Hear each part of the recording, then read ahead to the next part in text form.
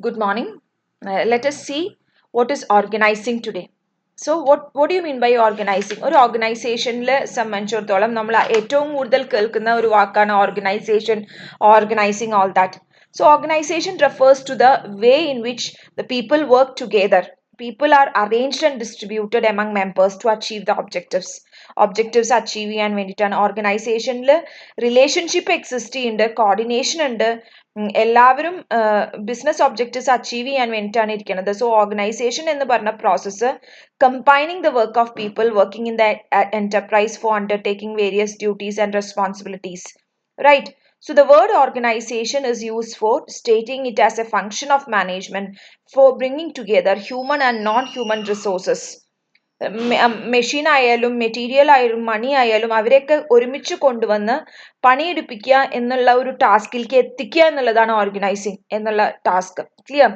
So here we have defined organising as identifying and grouping work to be performed, defining and delegating responsibility and authority, and establishing relationships for the purpose of enabling people to work most effectively together in accomplishing objectives achieve ചെയ്യാൻ വേണ്ടിയിട്ട് എങ്ങനെ ആൾക്കാർക്ക് authority responsibility fix ചെയ്ത് കൊടുത്തിട്ട് how grouping can be done, how the work can be accomplished, ഇത് state ചെയ്യാണ് ഓർഗനൈസിംഗിൽ.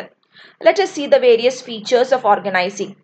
Organisation എന്ന് പറഞ്ഞാൽ തന്നെ നമുക്കറിയാം it is a group of people working together to achieve a common goal, right? So ഒരു common goal achieve ചെയ്യാൻ വേണ്ടിയിട്ട് ഒരു ഗ്രൂപ്പ് ഓഫ് പീപ്പിൾ ഒരുമിച്ച് വർക്ക് ചെയ്യണേനെയാണ് ഓർഗനൈസിങ് എന്ന് പറയുന്നത്. Clear? And next is the division of work.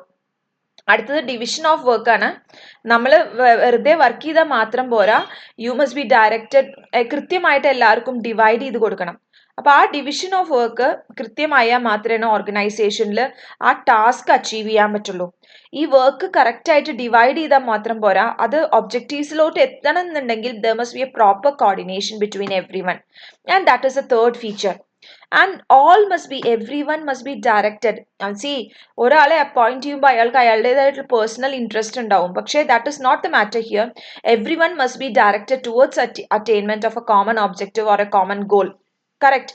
And cooperative ആവണം. എല്ലാവരും cooperative ആയിട്ടുള്ള ഒരു റിലേഷൻഷിപ്പ് മെയിൻറ്റെയിൻ ചെയ്താൽ മാത്രമേ ഈ കോമൺ ഗോളിലേക്ക് അച്ചീവ് ചെയ്യാൻ പറ്റുള്ളൂ, ബെറ്റർ കോർഡിനേഷൻ ഉണ്ടാവുള്ളൂ, എല്ലാം നടക്കുള്ളൂ.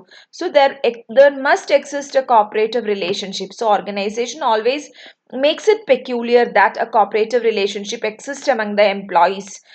പ്രത്യേകം കോപ്പറേറ്റീവ് റിലേഷൻഷിപ്പ് എന്ന് പറഞ്ഞാൽ മാത്രം പോരാ, എന്നാൽ മാത്രമേ നമ്മൾക്ക് റെസ്പോൺസിബിലിറ്റി വരുള്ളൂ.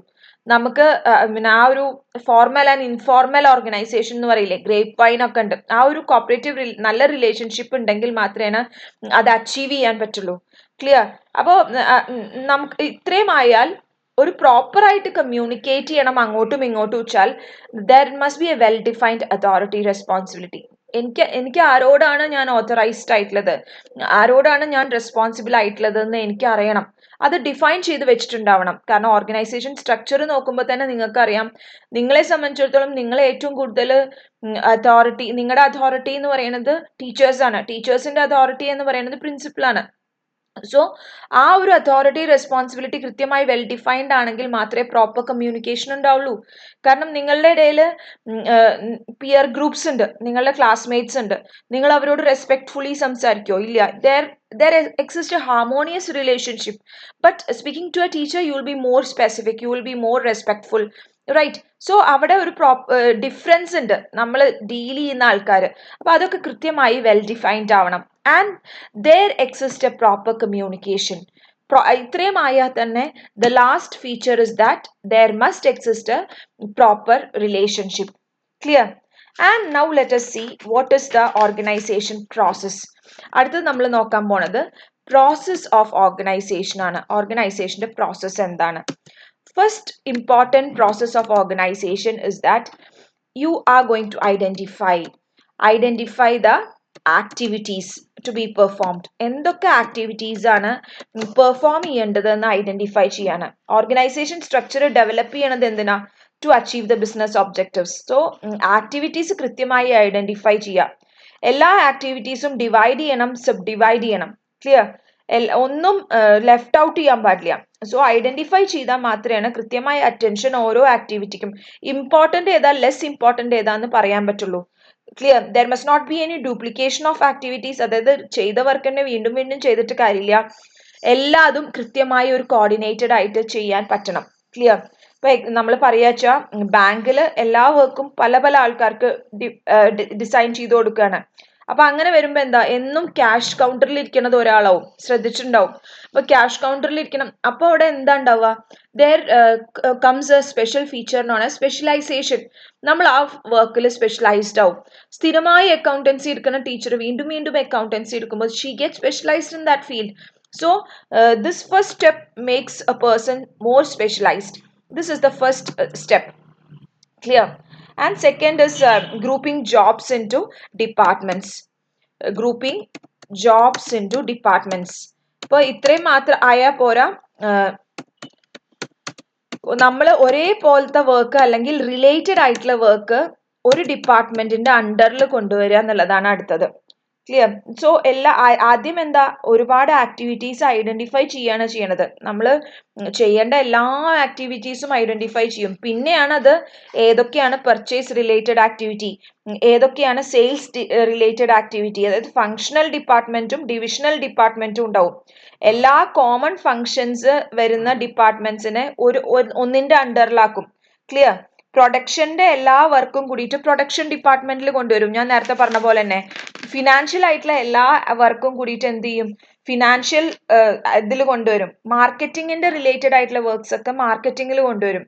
അങ്ങനെ എല്ലാ ജോലികളെയും ആദ്യം എല്ലാ ജോലികളും ഐഡന്റിഫൈ ചെയ്യായിരുന്നു.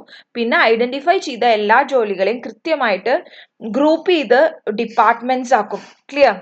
And next is that you are assigning responsibilities. ഇത്രയും ആയാൽ മാത്രം പോരാ, responsibilities R assigned.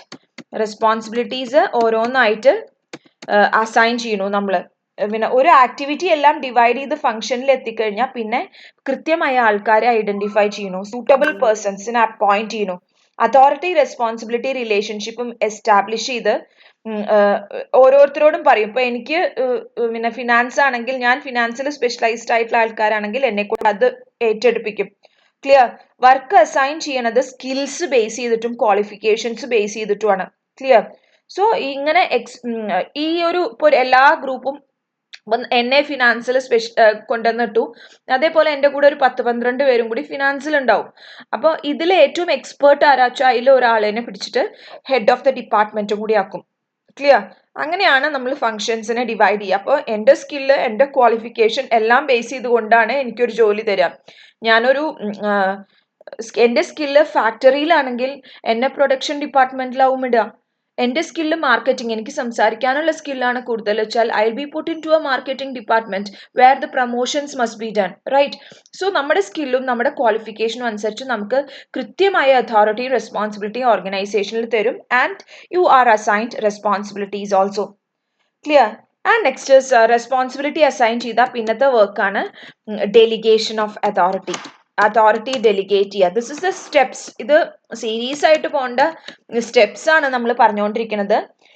Different jobs carry out ചെയ്യാൻ അതോറിറ്റി വേണം എന്നുള്ളതാണ്. ഡിഫറെന്റ് ജോബ്സ് ക്യാരി ഔട്ട് ചെയ്യാൻ അതോറിറ്റി വേണം. ഒരു പേഴ്സണ് എല്ലാ ഡ്യൂട്ടിയും ചെയ്യണമെങ്കിൽ അയാൾക്ക് അതിനുള്ള അതോറിറ്റി കൊടുക്കണം. അതായത് ചെയ്യാനുള്ള ചുമതല നമ്മളെപ്പോഴും റെസ്പോൺസിബിൾ ആവുക എപ്പോഴാണ്, നമുക്കത് ചെയ്യാനുള്ള പവർ കിട്ടുമ്പോഴാണ്. സോ ഒരു ജോലി അസൈൻ ചെയ്ത് without authority will not be performed. Authority ഇല്ലാത്ത ഒരു കാര്യം നമുക്ക് പെർഫോം ചെയ്യാൻ പറ്റില്ല. അപ്പൊ ടോപ്പ് മാനേജ്മെന്റ് ആണ് ലോവർ ലെവൽസിലേക്ക് അതോറിറ്റി ഡെലിഗേറ്റ് ചെയ്യേണ്ടത്. അപ്പോൾ ഈ ഒരു അതോറിറ്റി ഡെലിഗേറ്റ് ചെയ്താൽ മാത്രമേ നമ്മൾ റെസ്പോൺസിബിളും ആവുള്ളൂ, നമുക്ക് ടാസ്ക് പെർഫോം ചെയ്യാൻ പറ്റുള്ളൂ. Clear? And next function is that establishing reporting relationship. Clear? അപ്പോൾ അടുത്ത ഫംഗ്ഷൻ ആണ് എസ്റ്റാബ്ലിഷിംഗ് ദ റിപ്പോർട്ടിംഗ് റിലേഷൻഷിപ്പ്. അപ്പോൾ ഇത്രയും ചെയ്താൽ മാത്രം പോരാ, എന്തും കൂടി വേണം. റെസ്പോൺസിബിലിറ്റി അസൈൻ ചെയ്താൽ ഒരു റിപ്പോർട്ടിംഗ് റിലേഷൻഷിപ്പ്, നമ്മൾ ആരോടാണ് റിപ്പോർട്ട് ചെയ്യേണ്ടത്. ഇപ്പൊ നിങ്ങൾക്കും അറിയാം നിങ്ങൾ ആരോടൊക്കെയാണ് റിപ്പോർട്ട് ചെയ്യേണ്ടത് നിങ്ങളുടെ ഓരോ കാര്യങ്ങളും. ക്ലിയർ? അങ്ങനെ റിപ്പോർട്ടിംഗ് റിലേഷൻഷിപ്പ് ആണ്, റെസ്പോൺസിബിലിറ്റി അല്ല. റിപ്പോർട്ടിംഗ് റിലേഷൻഷിപ്പ് എസ്റ്റാബ്ലിഷ് ചെയ്യുക എന്നുള്ളതാണ് അടുത്ത ടാസ്ക് ആയിട്ട് പറയുന്നത്. എല്ലാവരും അറിയണം ആരുടെ കയ്യിൽ നിന്നാണ് നമുക്ക് ഇൻസ്ട്രക്ഷൻസ് കിട്ടേണ്ടത്, ആരോടാണ് അക്കൗണ്ടബിൾ, ആരോടാണ് നമ്മൾ കൂടുതൽ ഒബ്ലൈജ്ഡ് ആവേണ്ടത്. ദാറ്റ് മീൻസ് ഈ ഒരു പോയിന്റിൽ നമ്മൾ പറയണത് സുപ്പീരിയർ സബോർഡിനേറ്റ് റിലേഷൻഷിപ്പ് കൃത്യമായി ക്രിയേറ്റഡ് ആവണം. അതായത് എൻ്റെ ഡയറക്റ്റ് സുപ്പീരിയർ ആരാണ്, എൻ്റെ അതിന് മുകളിൽ നിൽക്കുന്ന superior. You must know the organisation structure well in advance. കാരണം ഞാൻ ഇപ്പോൾ ഫിനാൻസ് ഡിപ്പാർട്ട്മെന്റിൽ പ്ലേസ് ചെയ്ത ഞാൻ മാർക്കറ്റിംഗ് ഡിപ്പാർട്ട്മെന്റ് ഹെഡിനോട് റെസ്പോൺസിബിൾ ആവേണ്ട കാര്യമുണ്ടോ? ഇല്ല. I must be responsible towards my head and the senior who's coming above that, അല്ലെ? അവരോടാണ് ചെയ്യേണ്ടത്. Clear? So today we have seen what is organizing, what are the features of organizing, and what are the process of organizing. And in the next class we shall come with the formal and informal organization. ആ part നിങ്ങൾക്ക് അറിയുന്നതാണ്. എന്താണ് formal organisation, എന്താണ് informal organisation എന്നുള്ളത് അറിയുന്നതായോണ്ട് നമ്മളിങ്ങനെ സ്പീഡിൽ പോവുള്ളൂ. കാരണം ഓർഗനൈസിങ് കുറച്ച് ഈസി ആയിട്ടുള്ള ഭാഗമാണ്. കാരണം ഓർഗനൈസിങ് ഉണ്ട്, ഇനി ഡെലിഗേഷൻ ഡിപ്പാർട്ട്മെന്റേഷനും കൂടി കഴിഞ്ഞാലാണ് ഫസ്റ്റ് മോഡ്യൂൾ കഴിയുള്ളൂ. ക്ലിയർ? അത് കഴിഞ്ഞ് സെക്കൻഡ് മോഡ്യൂളിൽ motivation, leadership, communication, control, coordination, ഇത്രയും നിങ്ങൾ +2 പഠിച്ചതാണ്. പക്ഷെ റിപ്പീറ്റഡ് ആയിട്ട് എല്ലാം കൂടി ഈ സിലബസിലുണ്ട്. It is a very wide syllabus. ഇത്രയും കഴിഞ്ഞാലാണ്, കൺട്രോളും കൂടി കഴിഞ്ഞാലാണ് സെക്കൻഡ് മോഡ്യൂൾ അവസാനിക്കുള്ളൂ, കോർഡിനേഷനും കൂടി കഴിഞ്ഞാൽ. അത് കഴിഞ്ഞാലുള്ള ഭാഗമാണ് നിങ്ങൾ തീരെ പഠിക്കാത്ത part. So we shall come in the next class, right?